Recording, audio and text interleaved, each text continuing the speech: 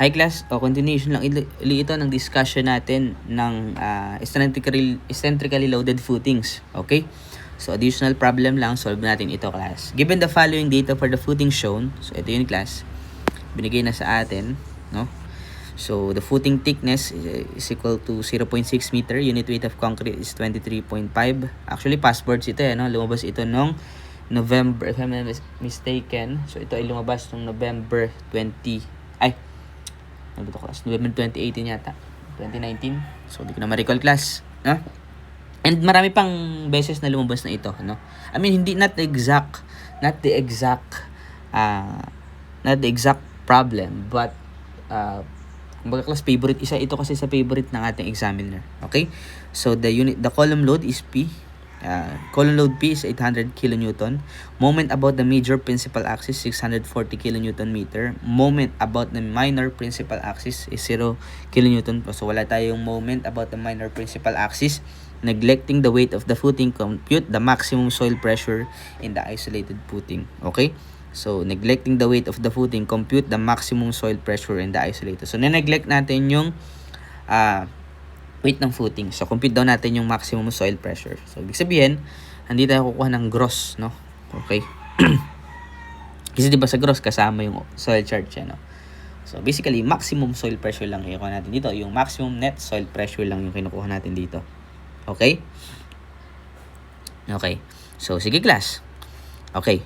So, solve natin, ano? Ito naman na yung data, ano? For the given, ano? Yung B natin is 2 meter, L is 3 meters, AB is 0.6, D1 natin is 1.5, D2 natin is 1.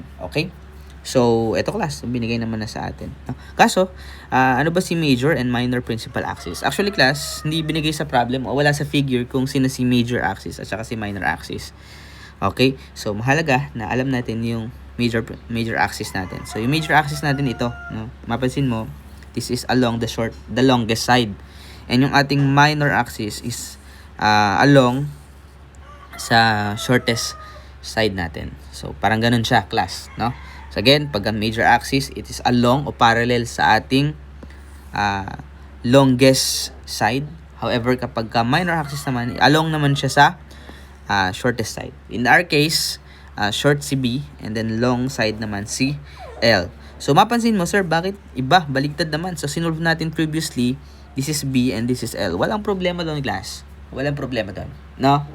Kasi sabi nga natin, kung if we want to get the maximum soil pressure, so yung sinolve natin previously, just like kung ano yung sinolve natin kanina, class, ang mahalaga lang naman is, class, alam natin yung concept kung sino i-square natin, no? Di ba, class? Kaya nga, class, medyo, kahit paano, kung nagkakabisa tayo ng formula, alam din natin, class, yung concept behind kung ano yung isa-substitute natin. Kasi malaking factor yun, no? Malaking, pagdating naman sa HGE, kung board exam, ay, naman ganong trap dyan, no? Pero, in class, no? Sayang kung mamamali tayo ng pag-substitute kasi, yun, mali yung class, no? So, minsan, sa maling pag-substitute, minsan, sabi ko nga sa inyo, wala naman ganong trap dito. Pero minsan, may mga konting trap lang din, no? May mga konting trap lang. Pero, yun, basta alam natin yung concept behind those, masasagot natin yun, class. Okay? So, wala daw tayong moments about minor axis, pero meron tayong moment about the major principal axis. Class, ito yung major principal axis natin, ha? Okay. Alright. So, sige. Solve natin, class. Okay? So, siguro, para hindi ka malito, tanggalin na natin ito, no? Kasi wala naman tayong kailangan i-consider na moment dyan. Kasi zero naman yung moment natin about minor axis. Ito, class, clarify ko lang din, ha? Kasi sinabi about. Ibig sabihin, perpendicular dun siya sa plane na yun. Ibig sabihin, kung ito yung major axis natin, kung ito yung ating major axis, major principal axis, about daw dun. No? Moment about. Sabi, moment about. Ibig sabihin, perpendicular siya dun sa ating major axis. No? Okay. So, pagka-along naman, so naman ay parallel. Ibig sabihin, along is parallel dun sa side na yan. Dun sa plane na yan. Kaya medyo, tandaan nyo na yun, class. Padaluin nyo na sa dugo nyo yun, along at saka about. So, marami nagkakamali dyan. No? Diyan ako medyo nako-confuse before eh. Okay? Pero yun, tandaan nyo yan, class. Kaya naman nun, class, during ano pa lang, college, undergraduate na papamiliarize na kasi. Actually, itong lahat ng topic na dinidiscuss natin, si general bearing capacity nung lesson 1 and 2, actually class, itong foundation sa review ko na to natutunan eh. Kaya pagdating na review, kapag medyo konting refresh na lang, malaking advantage na yan class, actually, na ma-appreciate nyo yan. Kasi, isa din to sa mga trend sa board exam eh, no? Okay, so binigay naman na sa atin lahat, okay? So, yun nga class, kaibahan sa problem na sinload natin kanina, ang binigay sa ating moment is the column moment, okay? Moment sa column, okay? Hindi yung centroidal moment, o yung MC na kinuha natin previously. Ngayon guys, binigay na sa atin yung moment about the major principal axis. Actually, ito na yun, no? Siya CMC na kinuha natin kanina. Kaya hindi na natin kailangan pa kumuha ng separately ng moment with the centroid, no? Directly, pupunta na tayo agad sa solution sa pagkuha natin ng eccentricity para ma-check natin kung anong case yung kukunin natin, no? Okay? So, directly, punta na agad tayo sa MC is equal to PE. Okay, yung MC natin, that is 640. Tama ba, class? Ayun. 640 binigay sa atin. Ito. Okay. So, 640 is equal to P. Ang P natin, na binigyan tayo ng column load, hindi ako nagkakamali, 800. So, tama, 800. So, and then yung E natin is nawawala. So, yung E natin is simply 0.8 meters. Eccentricity natin. So, okay. And then, check natin class kung ano yung gagamitin natin cases. Okay, case. Kasi meron tayong case 1 and case 2. Okay? So, sige. Balik ko lang class, no? Ipakita ko lang sa inyo yung case. Kopyahin natin. Actually, ito yung sa previous natin, ano? Huwag nyo naman pansinin ito, ano? Kasi ito yung sa previous problem natin, ano? So, copy lang natin yung case natin para ma-appreciate natin siya mamaya pag chinek na natin. So, anong kailangan natin? Nakuha natin si E. Kailangan natin ng... sub natin. Kailangan natin actually ng B over 6. So, yung B over 6 natin, that is B over 6. Ang B natin, class, nagagamitin, ano? Okay, so dito na magkaka-talo-talo class kung ano yung B na gagamitin natin. Okay, so ano ang gagamitin natin? Kanina, previously, pakita ko lang. Diba? Ang ginamit nating B sa pag-check ay yung 3.5, tama ba? O kasi class, yung B na tinutukoy dito is, actually, it's not always B. It can be L, D, o it can be anything class. No? Ang tandaan nyo class na ginagamit nating B, pansinin mo class, ha? Pansinin natin. Yung B na ginamit is 3.5. Tapos, di ba yung B, itong side na ito, is parallel sa ito, class, ito. Di ba ito ay parallel sa ating moment. Tama ba, class? O kaya, ang gagamitin natin dito is not L. It's actually, it's not 3. It should be 2. Kasi, yung ating moment is about the major principal axis. Pag ganun, ibig sabihin, yung parallel na side sa kanya ay yung B natin, which is ilan ba yun? 2 meters. Kaya, ang gagamitan natin is 2. So, ganun na. So, hindi porket nakakita kayo ng B na yon. So, analyze nyo pa din. Kailangan yung B na gagamitin natin should be parallel sa direction ng ating moment. O specifically ng ating centroidal moment o moment with the centroid. Okay? So, in our case, 2 ito dapat. No? So, ibig sabihin, 2 over 6. That is actually 0.333. Okay na yan. So, mapansin mo, yung E natin is, E is, that is 0.8. And then, ito yung ating 0.33. So, mapansin natin, mas malaki si E. Therefore, greater than. So, si E is greater than B over 6. Therefore, ito ay case 2. Kung di ako nagkakamali, ayun, no? Greater than or equal to B over 6. That is case 2. Case 2, siya ay with uplift, no? With, ibig sabihin, meron siyang tension, no? With uplift. Ibig sabihin, yung distribution ng kanyang pressure diagram is triangular, no? Ibig sabihin, yung minimum, meron lang tayong maximum, wala tayong minimum, no? Ayun, kung mapansin nyo, wala tayong maximum, minimum lang kasi nga 0 yun eh. Kasi 'di ba, ang pressure diagram ay triangular. O, ibig sabihin, ito yung maximum, ito yung minimum. Diba? O, 0 yung class, diba? Okay. So, ganun, ano? Sige. Anyway, sunod na tayo, class. Next, alam natin case 2 with uplift. So, kung natatandaan nyo, ito lang din yung sinusolve natin. Usually, kinukuha natin sa hydraulics, sa analysis of gravity dams. Okay? So, kaya naman, para makuha natin yung maximum, yan ay equal sa 2Ry all over 3 bar XL. No? Okay. So, sige. 3 bar XL. And then, kailangan daw natin, and then take note lang natin, class. Take note lang natin. Yan. Take note lang natin na yung L na kailangan nating kunin, no? Should be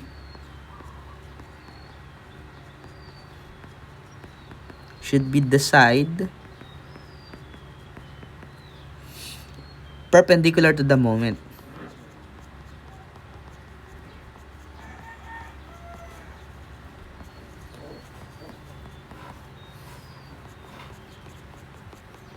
So, yun na. Yung L na tinutukoy dito pala, class, is not L. No? It can be B. Kasi ano ba sabi sa description, no? Sabi yung L daw na gagamitin natin o yung side na gagamitin natin should be perpendicular to the moment. O class, asan ba 'yun? 'Di ba ang perpendicular to the moment ay B? Tama ba? Ito. Ay, ang perpendicular to the moment ay ano ba yung class? Ang perpendicular sa moment natin. Ano yung perpendicular sa moment natin? Diba? Ang perpendicular sa moment natin, side na perpendicular sa moment natin ay ito, yung L. Kaya tama, L lang yung gagamitin natin. No? O, take note nyo yun, ano? Okay. So, sige. Solve natin. Kaya lang, si bar X? No? Ano si bar X? Actually, natatandaan nyo ba to, class? No? Yung formula na to? No? Sige, pakita nga natin kung saan siya galing. Kasi, para alam natin yung concept kung saan siya galing. No? Sige. Okay. So, sige, class. Ipakita natin kung saan galing itong formula na to. No? Okay. Sige. Okay. Sige. Solve natin. Ngayon, class, paano natin makukuha yung pressure diagram? Given na, class, na ito ay case 2, ito ay with uplift. Therefore, ang pressure diagram niya ay triangular. Okay? So, ibig sabihin, pag kasi triangular o with uplift, along the entirety ng length o along the entirety ng side kung saan nag-a-apply yung pressure diagram natin, hindi niya, kumbaga, class, hindi niya nakukuha yung buong entirety ng side na yon. Ibig sabihin, parang meron lang siyang certain point o certain distance na wala siyang pressure, no? Wala siyang pressure diagram. Okay? So, parang ganito, class. Okay? Class, pag titingnan natin yung mata natin dito, pag nilagay natin yung mata natin dito, wala tayong makikita, class. No? Kasi wala nang pressure diagram dyan eh. No? Hindi mo makikita yung pressure diagram dyan. Kasi nga, wala naman tayong moment dyan eh. Diba? Yung moment natin is about the major axis.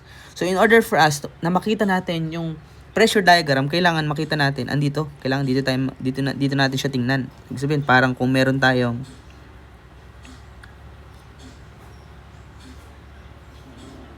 class, ganun, no? Yun, no? Yun.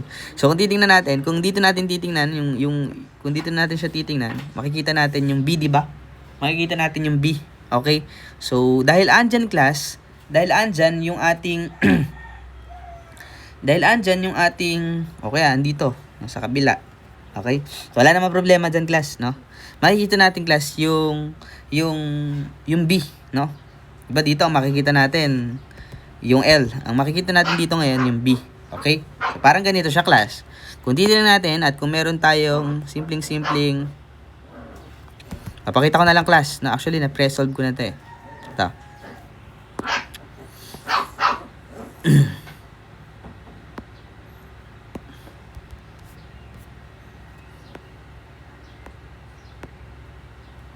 Okay, sige, tingnan mo ito, class. Tapos ito, ilipat lang uli natin ito. Okay? Sige. Mapansin mo, class, di nakita na natin yung di ba? Nilipat na natin yung vision natin dito. Nakita natin yung B. So, ito siya, class. Nakita natin yung B. Hindi yung L yung nakikita natin, ha? Yung B yung nakikita natin kasi, dyan, class, nag-a-act yung ating moment, no? Ganun. No, wala nang problema dyan, class. Kung andito siya, di basically, dapat, pag ano naman yung pressure diagram natin, walang problema dyan, class. No? Makita lang natin para ma-visualize natin yung kung saan nanggaling itong formula na to, no? For example, ganyan ha, ito yung ating moment, no? Na moment about the major axis. Okay. So, makita natin, class, since ito ay case 2, so along the entirety ng ating B, wala tayong pressure diagram at this point, no? No? Kasi nga ang pressure diagram natin is triangular, no? Only we have maximum pressure. Ang minimum pressure natin is 0. Okay? So, okay. So, paano natin malolocate si bar X? Para makuha natin si bar X. Okay? Okay? So, sige. Isa-isay natin, class. Ngayon, class, since yung pressure diagram natin is triangular, makita natin, class, ipo-project yung projection ng ating pressure diagram, di ba, class, ano yan no? Pag ano yan, di ba? Teka.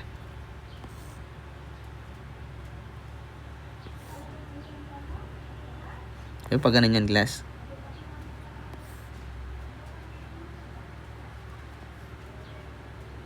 I hope. Paano ba yun?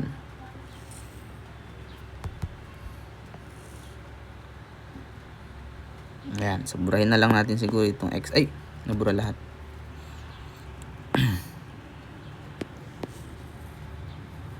Ayan. So, di ba na? Ganyan yun. So, hindi ko na lang i-3D dito, ha. Pero pwede natin siya i-3D kasi nasa gitna siya. For example, ganyan, ha. So, ito yung L na nakikita natin. Hindi natin siya nakikita kasi, kumbaga, initially, kumbaga, perpendicular to the figure siya. Kasi andito nga yung vision natin, no? Ito yung vision natin, class, Nakikita natin si B. Okay? Okay. So, naka-isometric lang ito, class. Kaya natin siya nakikita. Alright? So, makikita natin, class, yung pressure diagram natin is, ito siya, di ba? Triangular siya. So, again, andito yung maximum kasi yung tendency ng ating moment is pag ganun. So, ibig sabihin, dito mas nakakompress. Mas malaki yung pressure dyan sa side na yan. So, sabi natin, along the entirety kapag case 2, yung B natin, o kung saan nag-a-apply yung ating pressure diagram, may certain point na wala tayong pressure. O zero pressure dito, class. Sa part na ito. Okay? Zero na ang pressure dyan. Okay? So, laging ganyan yan, class. Alright. So, makita natin, class, di ba to get the maximum, to get the RY, ito, class, to get the RY, o yung RY na tinutukoy natin, di ba to get the RY, di simply, we need to, ano yung, class, di ba, we need to get the volume of the pressure diagram para makuha natin yung RY, o yung para makuha natin yung ito, class, yung RY, yung resultant, no? Para makuha natin yung RY, di ba simply, para makuha natin si RY, just simply need to get the volume of the pressure diagram. Tama ba? Okay, para makuha natin si RY, makuha natin yung resultant kung saan siya nag-a-act. O, di ba para makuha natin si RY, yan ay simply the volume of the pressure diagram. Okay? Di ba yan ay area times length, di ba? Yung area ng pressure diagram times yung length, yung kahabaan ng length niya. So, pinroject ko, class, ito yun, yung area times yung length na 3 meters. Okay? Alright. So, take note lang na itong B na ito ay magkaiba sa, yung B prime ay magkaiba sa B. Kasi, yung B natin dito is not, class, makita mo, hindi na siya B. So, i-note ko na lang siya as B prime. Kasi hindi na siya B, Kasi dito sa part na to, kumbaga hindi siya equal, yung B natin at yung B prime. So, parang andito lang siya, class. Hanggang dito lang yung B prime natin. Okay? So, kasi nga, at this point, zero yung pressure natin dyan. Wala tayong pressure dyan, class. And it's always like that. No? Okay. So, ganun pa rin. To get the bar X, di ba ang bar X natin from this point, that is actually 1/3 ng ating B. 1/3 ng ating B prime. Tama ba, class? Okay. To get the bar X, yan ay equal lang sa 1/3 ng B prime. Tama ba, class? Okay. So, sige. Okay. And to get the B prime, yan ay simply equal to, di ba, i-cross multiply lang natin. That is 3 bar x. Yon. Sige, class. Okay na, centroid lang yan, class. Kapag gagaling tayo dito sa part na to. Okay? 1/3 ng B prime. Okay, not the B ha, kasi yung B natin ito, yung buo na ito. So, itinutukoy lang natin na 1/3 is ito. Diba? Yun yung B prime natin. Ito siya. Ito. Okay? So, malinaw naman na sa figure, class. Okay. So, to get the RY, simply equal to, diba, ano bang RY natin? That's area. Ano bang area ng triangle? Area, 1/2. Diba, area na to, class. 1/2. 1/2 ng B prime Q max. Tama ba, class? Okay? So, Q max times B prime. E then ano pa? Di ba yung L is 3 meters? So, we have, let's say L na lang. No? Na problema doon, class. Okay? Alright. Sige. Simplify natin, class. Alam natin, di ba itong B prime? Ito, class. Itong B prime. We can simply rewrite as 3 bar x. No? So, rewriting the equation. 1/2 Q max. And then, let's say 3 bar x. L, no? Okay, so, kaya class, makita natin, dahil kinukuha natin si maximum pressure, di ba, we can cross multiply 2. So, equation becomes RY, 2RY is equal to Q max, 3 bar X, L, no? So, divide both sides by Q max, makukuha natin, i-isolate natin si Q max, makukuha natin maximum soil pressure for a case 2 with uplift, yun, plus 2RY 3 bar XL, no? And then sabi ko nga sa inyo, yung L should be, the side perpendicular to the moment, which I think okay naman kasi ito yung ating major axis, no? 'Di ba ang side perpendicular sa kanya ito. So ibig sabihin si L tama naman, no? Pero kasi sabi ko nga sa inyo, it can be B, it can be L, depende sa moment natin, no? Moment with the centroid, no? Okay. Alright, so I hope malinaw yan, class, no? Huwag niyo kakalimutan yung mga concept na yun. Kasi maling substitute lang, mamamali na tayo. Okay? So, sige. Next. Solve na natin, class. Kasi maximum soil pressure lang naman yung hinahanap dito eh. So, to get the maximum soil pressure,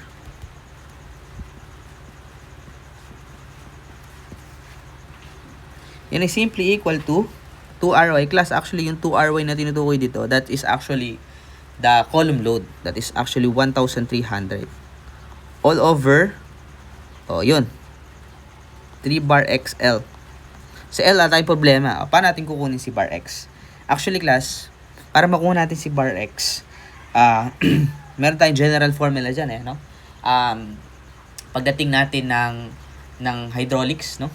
Yung class, nung hydraulics, kay analysis of gravity terms, ganito lang din yung class, diba? Para makuha daw natin si bar X, yan ay simply equal to, B over 2 over minus E, no? And then, tandaan lang natin, class, na yung B na kailangan natin consider should be the side parallel to the moment. Diba, ang side parallel to the moment is yung B, which is 2 meters. Okay? Sabihin is equal to 2 over 2 minus E. So, 1 minus E. Therefore, ilan ba yung E natin? Nakuha natin yung E natin as, ilan yung class? Yung E natin, 0.8, tama ba? Ayun, si 0.8, ito class. No? So, sige. 0.8. So, simply, ang bar X natin is equal to 0.2 meters. Tama? I hope nakakasunod kayo, class. No? Okay. 0.2 meter ang bar X. Alam na, class. Makukuha natin siya. So, substituting Q max natin is equal to, sabi ko nga sa inyo, yung RY natin, that's simply the column load over 3. Bar X natin, 0.2. And then, yung L natin should be the side perpendicular to the moment. Ilan yung class? we have, ito yung class ha, side perpendicular to the moment. Ito yung moment natin, di ba? Ito yung class. Ito yung class, yung perpendicular sa kanya. We have, ito L. Ilan yung class? We have, actually we have 3. No? Yan na class yun. No? Wala nang abog-abog pa. Solve natin. That is 2 times 1,300 times all over 3, 0.2 times 3. Makukuha natin ay 144.44. So, yun lang class, no? Actually, tama naman yata siya class. Password dito no? So, tingnan natin kung nag-appear sa choices yung 144. Ay! Teka class. Mali. Sorry class. Ito. Ba't 1-3 yung nagamit natin? Class, ito yung sa previous example natin ha. Sorry. Mali. Nalito. Oh, class. Mali, sorry. So, ang pina pala natin is, ito pala siya, class. Sorry. 800 pala siya, class. So, di pa ako naka-move on kanina, class, no? So, 1-3 kasi yung ginamit natin kanina, dapat pala 800. Kaya pala, medyo nagtaka ako sa sagot kasi bakit. Kaya napacheck din ako. So, 800. So, ibig sabihin, mali ito nakuha natin. So, sorry, class. No? Pero tama yung ano natin. Mali lang tayo ng substitute. So, double check natin. So, 800 pala siya instead na 800. So, medyo nagduda tuloy ako pala nun. So, 888.888 or 888.89. That's actually safe na, no? Mag-a-appear na yan sa choices. Kaya makita mo, pag tinignan natin siya doon sa so, actually passwords ito, no? So, ano pala siya class? Siya ay November, wala. Ito siya class, no? November 2019. Tama, November 2019. So, actually, ito yung tanong dyan class Saan ba yun? Ito. So, saan ba siya? Ito class, ito, no? Ito. So, neglecting the weight of the footing. Ito siya class. Neglecting the weight of the footing. Compute the maximum soil pressure in the isolated footing. So, ang lumabas last, nakuha natin is 888.88. So, class, ito, pinakamalapit, 889. So, nag-round up na siya to the nearest tens ba, class? No? So, ayan, 888. So, balik natin dun, class. Yeah, ayun sagot class, no? Okay, so, ngayon, kung i-check mo, class, okay na to, class, no? Okay na ito, tama yan. Ngayon, baka kasi, mamaya, tingnan nyo yung module nyo, wala namang formula na ganito doon. Actually, board exam kasi ito Actually, sa Estrema, yan lang ay sa hydraulics, yan lang din yung ginagamit natin. Ngayon, sa module ninyo, meron tayong derived formulas dyan no? So, yung Qmax daw ay also equal to meron tayong derived formula according sa module nyo. Pero, okay lang kung i-adapt nyo siya, class. That is actually 4Q all over 3L B minus 2E. Okay, yun yung class. Kaya lang, take note daw natin, sabi dun class, yung B daw natin should be, yung gagamitin natin B should be the side parallel to the moment. So, parallel naman siya to the moment. So, nasa inyo class kung anong i-adapt nyo, no? Parallel to the moment. So, ibig sabihin, yung B na gagamitin natin should be the side parallel to the moment. So, kung mapansin natin, ano ba yung parallel to the moment? Di ba ang parallel to the moment ay yung B? So, tama. Yung B natin should be, tama, B nga. Pero kasi it vary kasi, no? Nagkataon lang class kasi na yung moment natin ay in class, no? About the major axis, no? Iba class kapag andito na yung moment natin, kapag about na siya sa minor axis natin. So, yun. No, nagkataon lang yung class. Pero, take note nyo class yung mga sinasabi natin na yan, ano, na concept. No? Lalo na kapag formula based tayo. No? Ibig sabihin, to yan natin. And then, sir, ano yung Q? Kasi sa module nyo, yung P is simply Q. So, ibig sabihin yung Q doon is the column load. Kasi nga, during our previous discussion, yung column load natin, di ba si Q na malaki? Okay. So, yung Q natin is Q na malaki. The column load. Okay. So, try natin class 4. So, di na tayo magkakamali. It's not 1,300. Should be 800, no? Try lang natin class. Yung 3 natin. And then L. Ano ba yung L class? This is 3. Then, B natin. B natin, di ba, should be the side parallel to the moment. Ano ba yung side parallel to the moment? Ito yung ating moment. So, ano yung parallel sa kanya? Di ba yung B? So, ibig sabihin, yung 2. Minus 2. Ano yung E natin, class? Di ba yung E natin, kakakuha lang natin. Kanina. Ayun, 0.8. Ito, class. Okay. So, 0.8. So, ingat na lang sa parenthesis, ha. Okay. Okay, so yung Qmax natin, tingnan natin kung tama, no? So we have 4 times 800, and then 3 times 3, that's 9. Quantity 2 minus 2 times is 9. Quantity 2 minus 2 times 0.8.